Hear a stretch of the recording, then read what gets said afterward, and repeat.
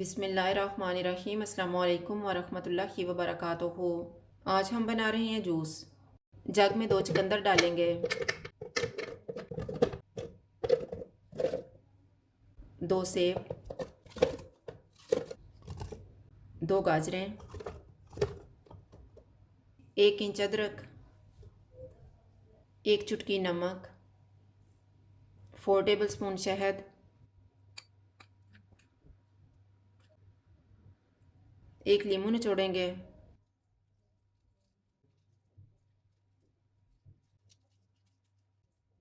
3 cup ठंडा पानी डालेंगे और इनको ब्लेंड करेंगे।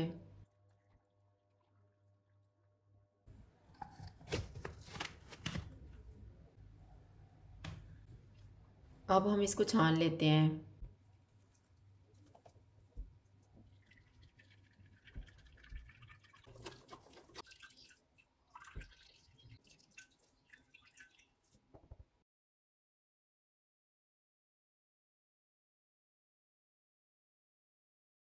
जूस तैयार है। अगर आपको हमारी वीडियो अच्छी लगे तो लाइक करें और हमारे चैनल को सब्सक्राइब करें। शुक्रिया। अल्लाह हाफ़िज़।